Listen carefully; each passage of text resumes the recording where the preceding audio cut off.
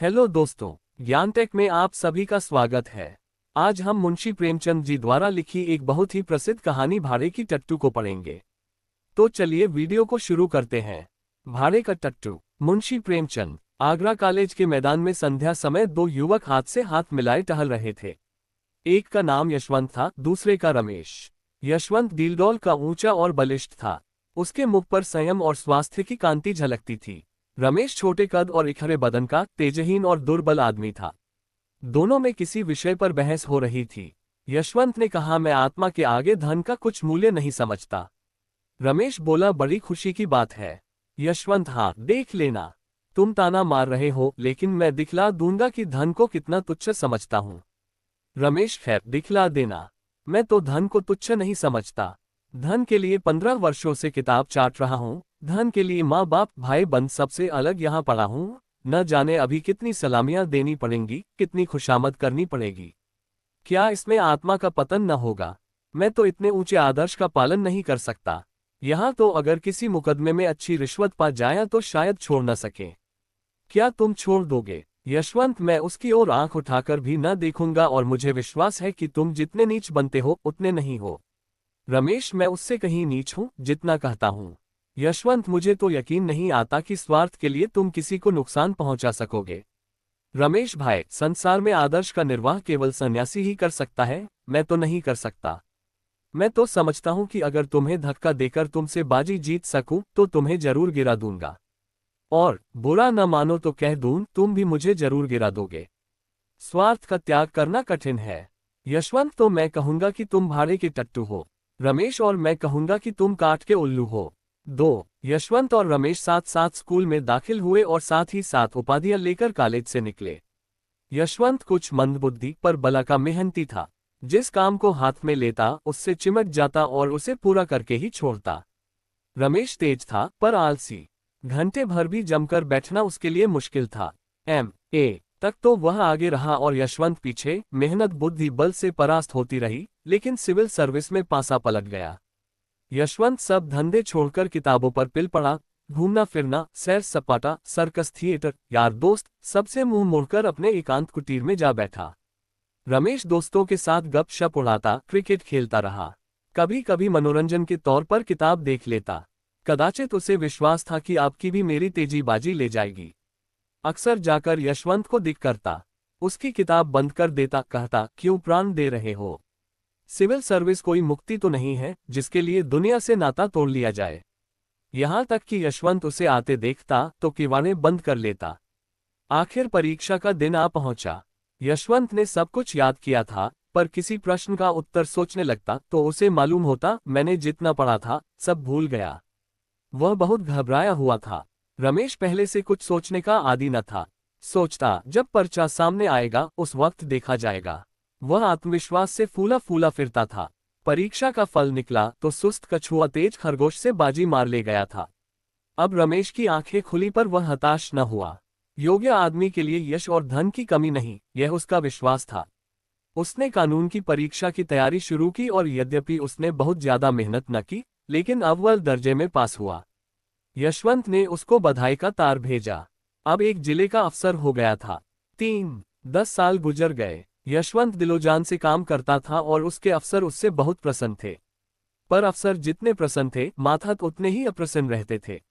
वह खुद जितनी मेहनत करता था, मातहतों से भी उतनी ही मेहनत लेना चाहता था। खुद जितना बेलौस था, मातहतों को भी उतना ही बेलौस बनाना चाहता था। ऐसे आदमी बड़े कारगुजार समझे जाते हैं।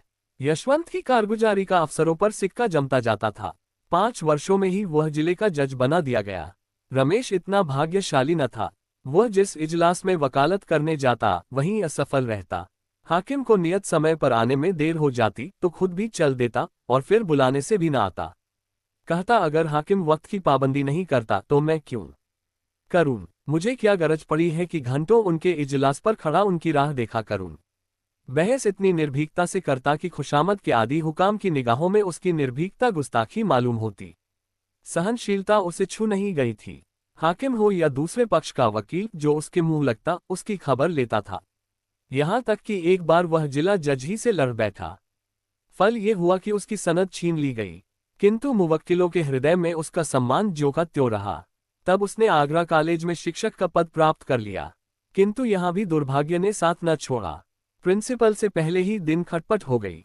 प्रिंसिपल का सिद्धांत ये था कि विद्यार्थियों को राजनीति से अलग रहना चाहिए। वह अपने कॉलेज के किसी छात्र को किसी राजनीतिक जलसे में शरीक न होने देते। रमेश पहले ही दिन से इस आज्ञा का खुल्लम-खुल्ला विरोध करने लगा। उसका कथन था कि अगर किसी को राजनीतिक जलसों में शामिल होना चाहिए तो विद्यार्थी को।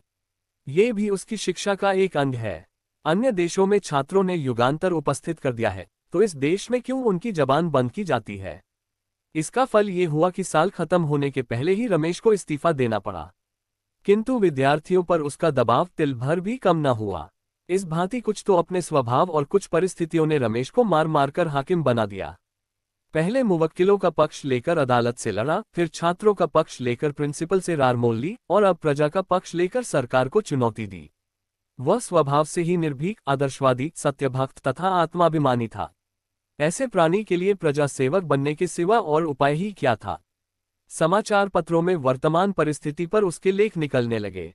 उसकी आलोचनाएं इतनी स्पष्ट, इतनी व्यापक और इतनी मार्मिक होती थीं कि शीघ्र ही उसकी कीर्ति फैल गई। लोग मान गए कि इस क्षेत्र में एक नई शक्ति का उदय हुआ है। अधिकारी लोग उसके लेख पढ़कर तिलमिला उठते थे। उसका निशाना इतना ठीक बैठता था कि उससे बच निकलना असंभव था। अतिशयोक्तियां तो उनके सिरों पर से सनसनाती हुई निकल जाती थीं। उनका वे दूर से तमाशा देख सकते थे, अभिज्ञताओं की वे उपेक्षा कर सकते थे। ये सब शस्त्रें उनके पास पहुंचते ही न थे, रास्ते ही में गिर पड़ते थे। पर रमेश के निशाने सिरों पर बैठते और अधिकारियों में हलचल और हाहाकार मचा देते थे। देश की राजनीतिक स्थिति चिंताजनक हो रही थी। यशवंत अपने पुराने मित्र के लेखों को पढ़ पढ़कर कांप उठते थे। भय होता कहीं वह कानून के पंजे में न आ जाए। बार बार उसे संयत रहने की ताकीद करते, बार बार मिन्नतें करते कि जरा अपनी कलम को और नरम कर दो, जानबूझकर क्यों विषधर कानून के मुंह में उंगली डालते हो। लेकिन रमेश को नेतृत्व का नशा चढ़ा हुआ था। वह इन पत्रों का जवाब तक न देता था। 5वें साल यशवंत बदलकर आगरे का जिला जज हो गया। 4. देश की राजनीतिक दशा चिंताजनक हो रही थी। खुफिया पुलिस ने एक तूफान खड़ा कर दिया था। उसकी कपोल कल्पित कथाएं सुन सुनकर हुकामों की रूह फना हो रही थी। कहीं अखबारों का मुंह बंद किया जाता था, कहीं प्रजा के नेताओं का। खुफिया पुलिस ने अपना उल्लू सीधा करने के लिए हुकामों के कुछ इस तरह कान भरे कि उन्हें हर एक स्वतंत्र विचार रखने वाला आदमी खूनी और कातिल नजर आता था। रमेश यह अंधेर देखकर चुप बैठने वाला मनुष्य न था। ज्यों ज्यों अधिकारियों की निरंकुशता बढ़ती थी, त्यों त्यों उसका भी जोश बढ़ता था। रोज कहीं न कहीं व्याख्यान देता और उसके प्रायः सभी व्याख्यान विद्रोहात्मक भावों से भरे होते थे। स्पष्ट और खरी बातें कहना ही विद्रोह है। अगर किसी का राजनीतिक भाषण विद्रोहात्मक नहीं माना गया तो समझ लो उसने अपने आंतरिक भावों को गुप्त रखा है। उसके दिल में जो कुछ है उसे जबान पर लाने का साहस उसमें नहीं है। रमेश ने मनोभावों को गुप्त रखना सीखा ही न था। प्रजा का नेता बनकर जेल और फांसी से डरना क्या, जो आफत आनी हो आवे। वह सब कुछ सहने को तैयार बैठा था। अधिकारियों की आंखों में भी वही सबसे ज्यादा गड़ा हुआ था। एक दिन यशवंत ने रमेश को अपने यहाँ बुला भेजा। रमेश के जी में तो आया कि कह दें, तुम्हें आते क्या शर्म आती है, आखिर हो तो गुलाम ही। लेकिन फिर कुछ सोचकर कहला भेजा, कल शाम को आऊंगा। दूसरे दिन वह ठीक 6 बजे यशवंत के बंगले पर जा पहुंचा। उसने किसी से इसका जिक्र न किया। कुछ तो ये ख्याल था कि लोग कहेंगे मैं अफसरों की खुशामद करता हूं, और कुछ ये कि शायद इससे यशवंत को कोई हानि पहुंचे। वह यशवंत के बंगले पर पहुंचा तो चिराग जल चुके थे। यशवंत ने आकर उसे गले से लगा लिया। आधी रात तक दोनों मित्रों में खूब बातें होती रहीं। यशवंत ने इतने में नौकरी के जो अनुभव प्राप्त किए थे सब बयान किए। रमेश को ये जानकर आश्चर्य हुआ कि यशवंत के राजनीतिक विचार कितने विषयों में मेरे विचारों से भी ज्यादा स्वतंत्र हैं। उसका ये ख्याल बिल्कुल गलत निकला कि वह बिल्कुल बदल गया होगा, वफादारी के राग अलापता होगा। रमेश ने कहा, भले आदमी, जब इतने जले हुए हो तो छोड़ क्यों नहीं देते नौकरी? और कुछ न सही, अपनी आत्मा की रक्षा तो कर सकोगे। यशवंत, मेरी चिंता पीछे करना, इस समय अपनी चिंता करो। मैंने तुम्हें सावधान करने को बुलाया है। इस वक्त सरकार की नज़र में तुम बेतरह खटक रहे हो। मुझे भय है कि तुम कहीं पकड़े न जाओ। रमेश, इसके लिए तो तैयार बैठा हूं। यशवंत, आखिर आग में कूदने से लाभ ही क्या? रमेश, हानि लाभ देखना मेरा काम नहीं। मेरा काम तो अपने कर्तव्य का पालन करना है। यशवंत, हठी तो तुम सदा के हो, मगर मौका नाजुक है, सबले रहना ही अच्छा है। अगर मैं देखता कि जनता में वास्तविक जागृति है तो तुमसे पहले मैदान में आता। पर जब देखता हूं कि अपने ही मरे स्वर्ग देखना है तो आगे कदम रखने की हिम्मत नहीं पड़ती। दोनों दोस्तों ने देर तक बातें की। कॉलेज के दिन याद आए। सहपाठियों के लिए कॉलेज की पुरानी स्मृतियां मनोरंजन और हास्य का अविरल स्रोत हुआ करती हैं। अध्यापकों पर आलोचनाएं हुई, कौन कौन साथी क्या कर रहा है, इसकी चर्चा हुई। बिल्कुल यह मालूम होता था कि दोनों अब भी कॉलेज के छात्र हैं। गंभीरता नाम को भी न थी। रात ज्यादा हो गई। भोजन करते करते 1 बज गया। यशवंत ने कहा, अब कहाँ जाओगे, यहीं सो रहो और बातें हो। तुम तो कभी आते भी नहीं। रमेश तो रमते जोगी थे ही, खाना खाकर बात करते करते सो गए। नींद खुली तो 9 बज गए थे। यशवंत सामने खड़े मुस्करा रहे थे। इसी रात को आगरे में भयंकर डाका पड़ गया। 5 रमेश 10 बजे घर पहुंचे तो देखा पुलिस ने उनका मकान घेर रखा है। इन्हें देखते ही एक अफसर ने वारंट दिखाया। तुरंत घर की तलाशी होने लगी। मालूम नहीं क्यों कर रमेश के मेज की दराज में एक पिस्तौल निकल आया। फिर क्या था, हाथों में हथकड़ी पड़ गई। अब किसे उनके डाके में शरीक होने से इनकार हो सकता था। और भी कितने ही आदमियों पर आफत आई। सभी प्रमुख नेता चुन लिए गए। मुकदमा चलने लगा। औरों की बात को ईश्वर जाने पर रमेश निरपराध था। इसका उसके पास ऐसा प्रबल प्रमाण था जिसकी सत्यता से किसी को इनकार न हो सकता था। पर क्या वह इस प्रमाण का उपयोग कर सकता था? रमेश ने सोचा, यशवंत स्वयं मेरे वकील द्वारा सफाई के गवाहों में अपना नाम लिखाने का प्रस्ताव करेगा। मुझे निर्दोष जानते हुए वह कभी मुझे जेल न जाने देगा। वह इतना हृदय शून्य नहीं है। लेकिन दिन गुजरते जाते थे और यशवंत की ओर से इस प्रकार का कोई प्रस्ताव न होता था और रमेश खुद संकोचवश उसका नाम लिखाते हुए डरते थे। न जाने इसमें उसे क्या बाधा हो। अपनी रक्षा के लिए वह उसे संकट में न डालना चाहते थे। यशवंत हृदय शून्य न थे, भाव शून्य न थे, लेकिन कर्म शून्य अवश्य थे। उन्हें अपने परम मित्र को निर्दोष मारे जाते देखकर दुख होता था, कभी कभी रो पड़ते थे, पर इतना साहस न होता था कि सफाई देकर उसे छुड़ा ले। न जाने अफसरों का क्या ख्याल हो। कहीं यह न समझने लगे कि मैं भी षड्यंत्रकारियों से सहानुभूति रखता हूँ, मेरा भी उनके साथ कुछ संपर्क है। यह मेरे हिंदुस्तानी होने का दंड है। जानकर जहर निगलना पड़ रहा है। पुलिस ने अफसरों पर इतना आतंक जमा दिया कि चाहे मेरी शहादत से रमेश छूट भी जाए, खुल्लम खुल्ला मुझ पर अविश्वास न किया जाए, पर दिलों से ये संदेह क्यों कर दूर होगा कि मैंने केवल एक स्वदेश बंधु को छुड़ाने के लिए झूठी गवाही दी। और बंधु भी कौन, जिस पर राज विद्रोह का अभियोग है। इसी सोच विचार में 1 महीना गुजर गया। उधर मजिस्ट्रेट ने ये मुकदमा यशवंत ही के इजलास में भेज दिया। डाके में कई खून हो गए थे और मजिस्ट्रेट को उतनी ही कड़ी सजाएं देने का अधिकार न था जितनी उसके विचार में दी जानी चाहिए थी। 6 यशवंत अब बड़े संकट में पड़ा। उसने छुट्टी लेनी चाहिए लेकिन मंजूर न हुई। सिविल सर्जन अंग्रेज था, इस वजह से उसकी सनद लेने की हिम्मत न पड़ी। बला सिर पर आ पड़ी थी और उससे बचने का उपाय न सूझता था। भाग्य की कुटिल क्रीड़ा देखिए। साथ खेले और साथ पड़े हुए 2 मित्र एक दूसरे के सम्मुख खड़े थे। केवल एक कटघरे का अंतर था, पर एक की जान दूसरे की मुट्ठी में थी। दोनों की आंखें कभी चार न होती। दोनों सिर नीचा किए रहते थे। यद्यपि यशवंत न्याय के पद पर था और रमेश मुलजिम, लेकिन यथार्थ में दशा इसके प्रतिकूल थी। यशवंत की आत्मा लज्जा, ग्लानि और मानसिक पीड़ा से तड़पती थी और रमेश का मुख निर्दोषिता के प्रकाश से चमकता रहता था। दोनों मित्रों में कितना अंतर था। एक उदार था, दूसरा कितना स्वार्थी। रमेश चाहता तो भरी अदालत में उस रात की बात कह देता, लेकिन यशवंत जानता था रमेश फांसी से बचने के लिए भी उस प्रमाण का आश्रय न लेगा जिसे मैं गुप्त रखना चाहता हूं। जब तक मुकदमे की पेशियां होती रहीं तब तक यशवंत को असह्य मर्म वेदना होती रही। उसकी आत्मा और स्वार्थ में नित्य संग्राम होता रहता था, पर फैसले के दिन तो उसकी वही दशा हो रही थी जो किसी खून के अपराधी की हो। इजलास पर जाने की हिम्मत न पड़ती थी। वह 3 बजे कचहरी पहुंचा। मुलजिम अपना भाग्य निर्णय सुनने को तैयार खड़े थे। रमेश भी आज रोज से ज्यादा उदास था। उसके जीवन संग्राम में वह अवसर आ गया था जब उसका सिर तलवार की धार के नीचे होगा। अब तक भय सूक्ष्म रूप में था, आज उसने स्थूल रूप धारण कर लिया था। यशवंत ने दृढ़ स्वर में फैसला सुनाया। जब उसके मुख से ये शब्द निकले कि रमेश चंद्र को 7 वर्ष का कठिन कारावास, तो उसका गला रुंध गया। उसने तजवीज मेज पर रख दी। कुर्सी पर बैठकर पसीना पोंछने के बहाने आंखों में उमड़े हुए आंसुओं को पोंछा। इसके आगे तजवीज उससे न पढ़ी गई। 7 रमेश जेल से निकलकर पक्का क्रांतिवादी बन गया। जेल की अंधेरी कोठरी में दिन भर के कठिन परिश्रम के बाद वह दोनों के उपकार और सुधार के मंसूबे बांधा करता था। सोचता, मनुष्य क्यों पाप करता है? इसलिए न कि संसार में इतनी विषमता है।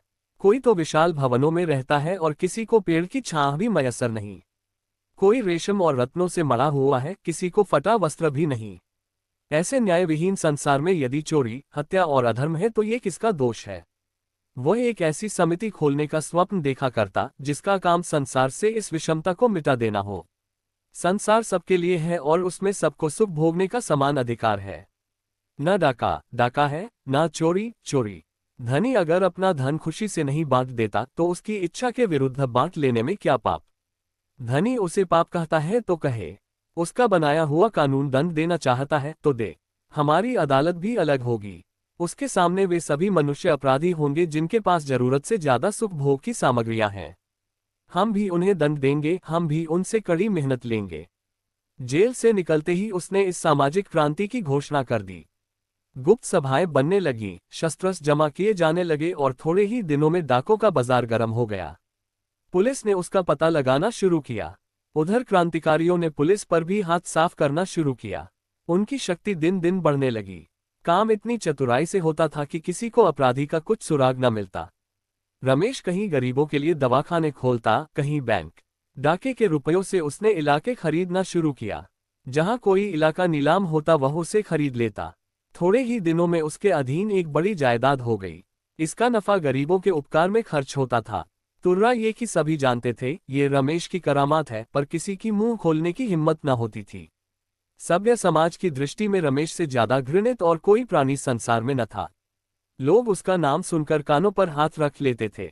शायद उसे प्यासों मरता देखकर कोई एक बूंद पानी भी उसके मुंह में न डालता, लेकिन किसी की मजाल न थी कि उस पर आक्षेप कर सके। इस तरह कई साल गुजर गए। सरकार ने डाकुओं का पता लगाने के लिए बड़े बड़े इनाम रखे। यूरोप से गुप्त पुलिस के सिद्धहस्त आदमियों को बुलाकर इस काम पर नियुक्त किया। लेकिन गजब के डकैत थे जिनकी हिकमत के आगे किसी की कुछ न चलती थी। पर रमेश खुद अपने सिद्धांतों का पालन न कर सका। ज्यों ज्यों दिन गुजरते थे उसे अनुभव होता था कि मेरे अनुयायियों में असंतोष बढ़ता जाता है। उनमें भी जो ज्यादा चतुर और साहसी थे वे दूसरों पर रोब जमाते और लूट के माल में बराबर हिस्सा न देते थे। यहाँ तक कि रमेश से कुछ लोग जलने लगे। वह राजसी ठाठ से रहता था। लोग कहते उसे हमारी कमाई को यूं उड़ाने का क्या अधिकार है। नतीजा ये हुआ कि आपस में फूट पड़ गई। रात का वक्त था, काली घटा छाई हुई थी। एक युवक ने कहा, आप बार बार मुझी को क्यों चुनते हैं? हिस्सा लेने वाले तो सभी हैं, मैं ही क्यों बार बार अपनी जान जोखिम में डालूं? रमेश ने दृढ़ता से कहा, इसका निश्चय करना मेरा काम है कि कौन कहाँ भेजा जाए। तुम्हारा काम केवल मेरी आज्ञा का पालन है। युवक, अगर मुझसे काम ज्यादा लिया जाता है तो हिस्सा क्यों नहीं ज्यादा दिया जाता? रमेश ने उसकी त्योरियां देखी और चुपके से पिस्तौल हाथ में लेकर बोले, इसका फैसला वहां से लौटने के बाद होगा। युवक, मैं जाने से पहले इसका फैसला करना चाहता हूं। रमेश ने इसका जवाब न दिया। वह पिस्तौल से उसका काम तमाम कर देना ही चाहते थे कि युवक खिड़की से नीचे कूद पड़ा और भागा। कूदने फांदने में उसका जोर न था। चलती रेलगाड़ी से फांद पड़ना उसके बाएं हाथ का खेल था। वह वहां से सीधा गुप्त पुलिस के प्रधान के पास पहुंचा। 8 यशवंत ने भी पेंशन लेकर वकालत शुरू की थी। न्याय विभाग के सभी लोगों से उनकी मित्रता थी। उनकी वकालत बहुत जल्द चमक उठी। यशवंत के पास लाखों रुपये थे। उन्हें पेंशन भी बहुत मिलती थी। वह चाहते तो घर बैठे आनंद से अपनी उम्र के बाकी दिन काट देते। देश और जाति की कुछ सेवा करना भी उनके लिए मुश्किल न था। ऐसे ही पुरुषों से निस्वार्थ सेवा की आशा की जा सकती है। पर यशवंत ने अपनी सारी उम्र रुपये कमाने में गुजारी थी और वह अब कोई ऐसा काम न कर सकते थे जिसका फल रुपयों की सूरत में न मिले। यूं तो सारा सभ्य समाज रमेश से घृणा करता था, लेकिन यशवंत सबसे बड़ा हुआ था। कहता, अगर कभी रमेश पर मुकदमा चलेगा तो मैं बिना फीस लिए सरकार की तरफ से पैरवी करूंगा।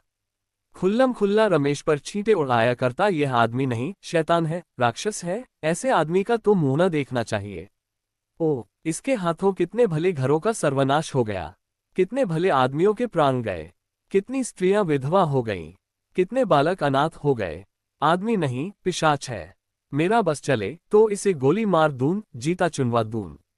9 सारे शहर में शोर मचा हुआ था। रमेश बाबू पकड़े गए। बात सच्ची थी। रमेश चुपचाप पकड़ा गया था। उसी युवक ने, जो रमेश के सामने कूदकर भागा था, पुलिस के प्रधान से सारा कच्चा चिट्ठा बयान कर दिया था। अपहरण और हत्या का कैसा रोमांचकारी, कैसा पैशाचिक, कैसा पापपूर्ण वृतांत था। भद्र समुदाय बगले बजाता था। सेठों के घरों में घी के चिराग जलते थे। उनके सिर पर एक नंगी तलवार लटकती रहती थी, आज वह हट गई। अब वे मीठी नींद सो सकते थे।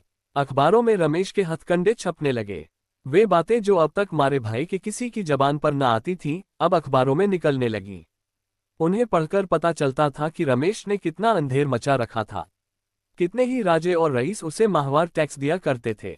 उसका पुर्जा पहुंचता, फला तारीख को इतने रुपये भेज दो, फिर किसकी मजाल थी कि उसका हुक्म टाल सके। वह जनता के हित के लिए जो काम करता, उसके लिए भी अमीरों से चंदे लिए थे। रकम लिखना रमेश का काम था। अमीर को बिना कान पूछ हिलाए वह रकम दे देनी पड़ती थी। लेकिन भद्र समुदाय जितना ही प्रसन्न था, जनता उतनी ही दुखी थी। अब कौन पुलिस वालों के अत्याचार से उनकी रक्षा करेगा? कौन सेठों के जुल्म से उन्हें बचाएगा? कौन उनके लड़कों के लिए कला कौशल के मदरसे खोलेगा? वे अब किसके बल पर कूदेंगे? वे अब अनाथ थे, वही उनका अवलंब था। अब वे किसका मुंह ताकेंगे? किसको अपनी फरियाद सुनाएंगे? पुलिस शहादतें जमा कर रही थी। सरकारी वकील जोरों से मुकदमा चलाने की तैयारियां कर रहा था। लेकिन रमेश की तरफ से कोई वकील न खड़ा होता था। जिले भर में एक ही आदमी था जो उसे कानून के पंजे से छुड़ा सकता था। वह था यशवंत। लेकिन यशवंत जिसके नाम से कानों पर उंगली रखता था, क्या उसी की वकालत करने को खड़ा होगा? असंभव। रात के 9 बजे थे। यशवंत के कमरे में एक स्त्री ने प्रवेश किया। यशवंत अखबार पढ़ रहा था। बोला, क्या चाहती हो? स्त्री, अपने पति के लिए एक वकील। यशवंत, तुम्हारा पति कौन है? स्त्री, वह जो आपके साथ पढ़ता था और जिस पर डाके का झूठा अभियोग चलाया जाने वाला है। यशवंत ने चौंक कर पूछा, तुम रमेश की स्त्री हो? स्त्री, हाँ। यशवंत, मैं उनकी वकालत नहीं कर सकता। स्त्री, आपको अख्तियार है। आप अपने जिले के आदमी हैं और मेरे पति के मित्र रह चुके हैं। इसलिए सोचा था क्यों बाहर वालों को बुलाऊं, मगर अब इलाहाबाद या कलकत्ते से ही किसी को बुलाऊंगी। यशवंत, मेहनताना दे सकोगी? स्त्री ने अभिमान के साथ कहा, बड़े से बड़े वकील का मेहनताना क्या होता है? यशवंत, 3000 रुपये रोज। स्त्री, बस आप इस मुकदमे को ले लें, मैं आपको 3000 रुपये रोज दूंगी। यशवंत, 3000 रुपये रोज? स्त्री, हाँ, और यदि आपने उन्हें छुड़ा लिया तो 50,000 रुपये आपको इनाम के तौर पर और दूंगी। यशवंत के मुंह में पानी भर आया। अगर मुकदमा 2 महीने भी चला तो कम से कम 1 लाख रुपये सीधे हो जाएंगे। पुरस्कार ऊपर से पूरे 2 लाख की गोटी है। इतना धन तो जिंदगी भर में भी जमा न कर पाए थे। मगर दुनिया क्या कहेगी? अपनी आत्मा भी तो नहीं गवाही देती। ऐसे आदमी को कानून के पंजे से बचाना असंख्य प्राणियों की हत्या करना है। लेकिन गोटी 2 लाख की है। कुछ रमेश के फंस जाने से इस जत्थे का अंत तो हुआ नहीं जाता। उसके चेले चापड़ तो रहेंगे ही। शायद वे अब और भी उपद्रव मचाएं। फिर मैं 2 लाख की गोटी क्यों जाने दूं? लेकिन मुझे कहीं मुंह दिखाने को जगह न रहेगी। न सही, जिसका जी चाहे खुश हो, जिसका जी चाहे नाराज। ये 2 लाख तो नहीं छोड़े जाते। कुछ मैं किसी का गला तो दबाता नहीं, चोरी तो करता नहीं। अपराधियों की रक्षा करना तो मेरा काम ही है। सहसा स्त्री ने पूछा, आप जवाब देते हैं? यशवंत, मैं कल जवाब दूंगा, जरा सोच लूं। स्त्री, नहीं, मुझे इतनी फुर्सत नहीं है। अगर आपको कुछ उलझन हो तो साफ साफ कह दीजिएगा, मैं और प्रबंध करूं। यशवंत को और विचार करने का अवसर न मिला। जल्दी का फैसला स्वार्थ ही की ओर झुकता है। यहां हानि की संभावना नहीं रहती। यशवंत, आप कुछ रुपये पेशगी के दे सकती हैं। स्त्री, रुपयों की मुझसे बार बार चर्चा न कीजिए। उनकी जान के सामने रुपयों की हस्ती क्या है? आप जितनी रकम चाहें मुझसे ले लें। आप चाहे उन्हें छुड़ा न सके, लेकिन सरकार के दांत खट्टे जरूर कर दें। यशवंत, खैर, मैं ही वकील हो जाऊंगा। कुछ पुरानी दोस्ती का निर्वाह भी तो करना चाहिए। 10। पुलिस ने एड़ी चोटी का जोर लगाया, सैकड़ों शहादतें पेश की। मुखबिर ने तो पूरी गाथा ही सुना दी, लेकिन यशवंत ने कुछ ऐसी दलीलें की, शहादतों को कुछ इस तरह झूठा सिद्ध किया और मुखबिर की कुछ ऐसी खबर ली कि रमेश बेदाग छूट गए।